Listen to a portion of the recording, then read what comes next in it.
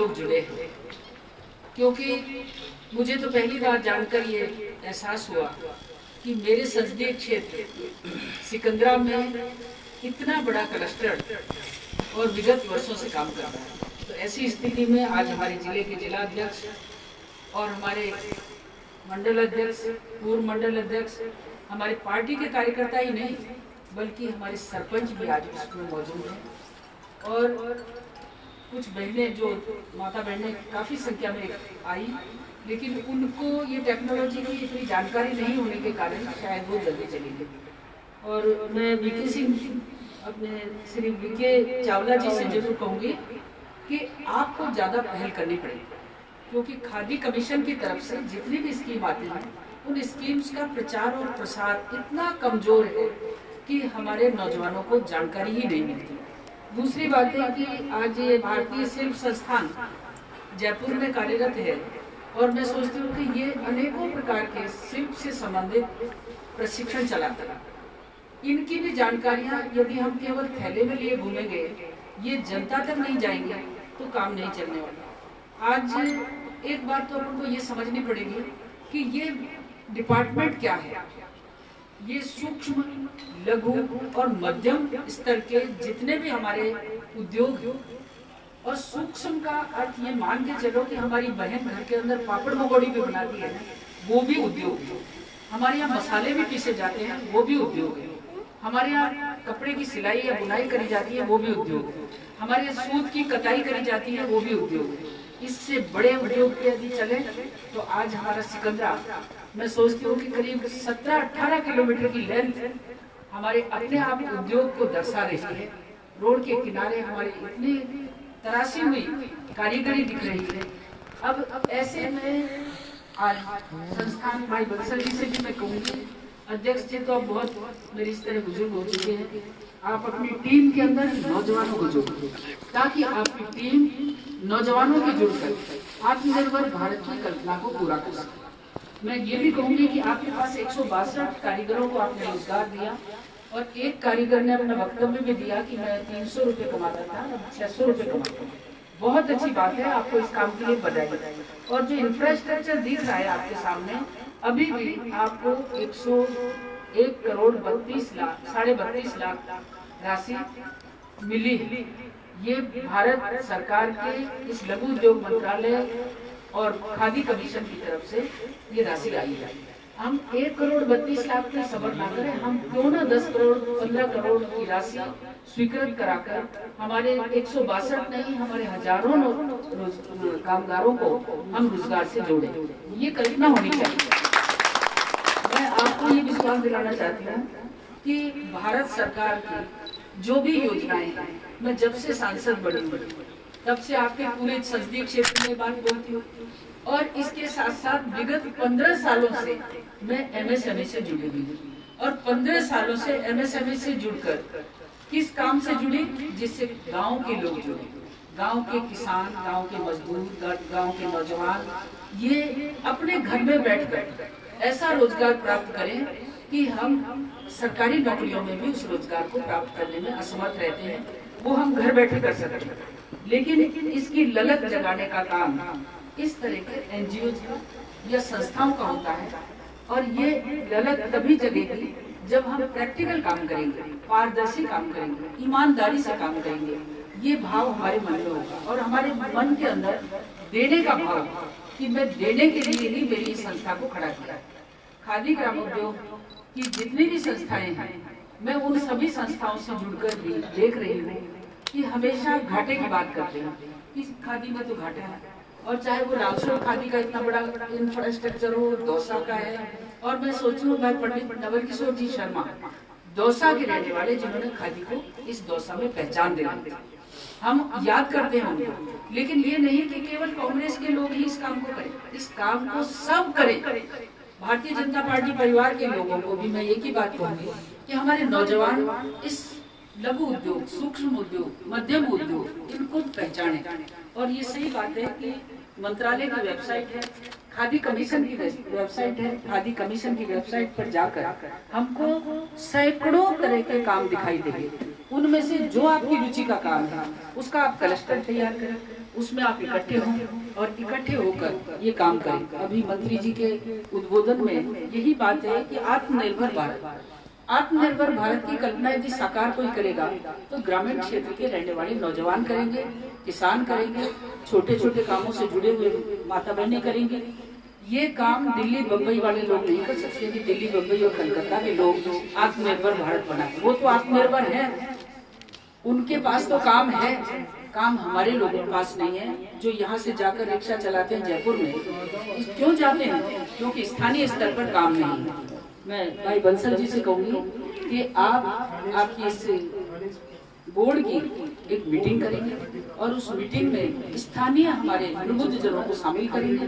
हमारे स्थानीय सरपंच नौजवान हैं और ये सरपंच जब देखे कि कौन कौन नवयुवक इससे जुड़े हैं, नहीं जुड़े तो उनको जोड़ने की कोशिश करें। और सारी मशीनें भारत सरकार की रकम से यहाँ आई हुई हैं। देखिए गेंसा है, कटर है और भी बहुत सारे, हर 162 जो हमारे कामगार हैं उन सबको किट मिला होगा, एक किट मिला होगा, औजारों का दिया होगा आपने, वो किट के माध्यम से वो अपना काम करेंगे। ये किट भी भारत सरकार की रकम से मिला है। और मैं चावला जी से कहूंगी, नेक्स्ट टाइम मैं बद्री जी से भी बात करूंगी कि मीना साहब यहाँ आए और बाकायदा इसको ट्रांसपेरेंट करें इस काम का, ताकि सबको पता चले कि हमारे सिकंदरा के अंदर इस तरह का भी प्रशिक्षण और इस तरह की आर्थिक उन्नति का कोई प्रसाधन केंद्र है। तो ये सब कहना चाहूंगी। जल्दबाजी में जुड़े हैं, मेरे पास तो छोटे रोजगार, सूक्ष्म कहो, लघु कहो, मध्यम कहो, सबका ज्ञान का खजाना लेकर इस दिल में बैठी, लेकिन उस ज्ञान के खजाने को बांटू किन में? लेने वाले हाथ चाहिए, हाथ चाहिए। भारत सरकार की जितनी योजनाएं हैं उनको लाने के लिए कभी कोई कसर नहीं छोड़ी। बालाईडी में 100 कुंभकारों को, प्रजापतियों को हमने 100 चाक, इलेक्ट्रिक चाक, खादी कमीशन की तरफ से वहाँ पूरी प्रशिक्षण के बाद उनको वितरण किया। उस दिन मुझे गर्व का एहसास हुआ कि उनको 2 करोड़ कुल्हड़ बनाने का ऑर्डर भी साथ साथ मिला रेलवे की तरफ। अभी बसवा में घर घर में ये काम होता है, लेकिन बसवा के कुंभकारों की 2 बार मैं मीटिंग कर चुकी हूँ। न जाने क्या उनको शंका है, डर है। तो मैं हमारे मंडल अध्यक्षों से जरूर कहूँगी, स्थानीय सरपंच वहाँ भी महिला है लेकिन उसके प्रति थोड़ी जागरूक है और होशियार है। अभी प्रमोद जी चले गए शायद, तो उनको भी मैं ये कहूँगी कि हमें कम से कम जागृति लाने के लिए अपनी तरफ से जो कर्म है हमारा, कि हम उन्हें जानकारी दें कि भारत की सरकार ये काम ऐसे कर रही है और इस तरह से आपको लाभान्वित करेगी। 90% का जहाँ अनुदान हो तो फिर कमी किस बात की? कमी किस बात की? 90% का अनुदान 100% अनुदान है। यदि 10% वेस्टेज को हम बचा लें तो ये तो 100% हो गया। तो ऐसी स्थिति में हमें MSME के इस प्रोजेक्ट के साथ जुड़ना चाहिए और मैं साधुवाद दूंगी। ये रामविलास से पशु डेयरी के बारे में पूछना चाह रहे हैं, जानकारी लेना चाह रहे हैं। बहुत अच्छा काम है रामविलास से। हाँ, मैं आप रामविलास जी, आपको मैं बल्कि आपके घर 3 दिन रहकर इस काम को पूरा करा सकती हूँ। इसमें भी, ये भी MSME में अब की बार हमारे देश के प्रधानमंत्री ने जब गाँवों के कल्याण की सोची तो पशुपालन को MSME के साथ जोड़ दिया। पशुपालन को जोड़ा है, मत्स्य पालन को जोड़ा है, पक्षी पालन को जोड़ा है। सभी जाति धर्म के लोग, कोई क्या करता है, कोई क्या करता है, सब कुछ कर सकता है। आज भी अपन देखते हैं कि पक्षी भी एक व्यवसाय है, इतना बड़ा व्यवसाय है। इस पर एक हरियाणा के अंदर एक MSME से जुड़ करके एक भाई ने 2.5 लाख पक्षी पाले हैं और जिनका एक छोटा सा प्रोजेक्ट उनको लाखों की फायदा देता है। इसी तरह से आप देसी गाय, जिसमें साहिवाल हो, राठी हो, गीर हो, आप देसी गाय का प्रोजेक्ट भी यदि लेते हैं तो मैं आपको ये कहना चाहूँगी कि विगत 20 दिन के अंदर मैंने इसको मंजूर करा और 15 गीर गाय मैंने खरीद भी ली। और मैं आपको ये बताना भी चाहती हूँ कि वो 60 गाय करेंगे। आप मेरे पास आते हैं, मैं पूरा प्रोजेक्ट बना के आपको दिलवाने के लिए तैयार हूँ, बैंक के साथ जुड़ने के तैयार हूँ। आप नौजवान खड़े तो हो। और सरपंच साहब से कहना चाहूँगी, आप नौजवान हैं, नौजवानों की टीम बनाई और आप ये देखिए कि गिर गाय का घी अब मेरे फार्म पे से 2,500 रुपए पर केजी बिक रहा है। 2,500 रुपए पर केजी, 1,000 रुपए पर केजी भैंस का हम दे रहे हैं। और लेकिन आपको मार्केटिंग के लिए जुड़ना पड़ेगा हमारे साथ, और ऐसा जुड़ना पड़ेगा वही भी मेरे यहाँ से ले जाकर 4,500 रुपए पर केजी बिक रहा है। 4,500 रुपए पर केजी अमेजोन घर पहुँचाता है। उनके पास क्रेता कौन है? अरबपति, करोड़पति। अपन गरीब क्रेता है तो हम ज्यादा से ज्यादा 800 रुपए केजी खरीदेंगे, भैंस का खरीद लेंगे, भाई गाय को नहीं। लेकिन इस कोरोना महामारी में देसी गाय की कीमत कर दी, देसी गाय की कीमत बढ़ा दी। अब ये हमारे देश में जो गायें हैं वही गाय, लेकिन अपने इलाके की गाय नस्ल की दृष्टि से, उत्पादन की दृष्टि से या आर्थिक दृष्टि से हमें फायदेमंद नहीं है, क्योंकि ये 2 किलो 2.5 किलो दूध से ज्यादा देती नहीं है, जबकि इसका खर्चा हो जाता है एक गाय के ऊपर 125 रुपए। तो ऐसी स्थिति में, और फिर उनकी मार्केटिंग नहीं है। आपको ये पता होगा, आश्चर्य होगा कि दिल्ली में जो दूध है वो केमिकल का दूध जा रहा है, बॉम्बे में जो दूध है वो केमिकल का दूध है, और वो केमिकल का दूध है जो आपको जी न्यूज ने अभी 3 दिन पहले सारा देखा होगा आपने कि 1 लीटर केमिकल से 10 लीटर दूध बनाते हैं, और उस दूध को दिल्ली में बेच रहे हैं। इसी से तो कैंसर की बीमारियां बढ़ी हैं। हमें वापस से अभी जो एमएसएमई में जैविक खेती भी आएगी, उद्यान खेती भी आएगी, औषधि खेती भी आती है, और इसके साथ साथ अनेकों सैकड़ों तरह के धंधे इस एमएसएमई में हम कर सकते हैं। सिकंदरा में तो वैसे ही भाग्यशाली हो आप, इतने कारीगर हैं।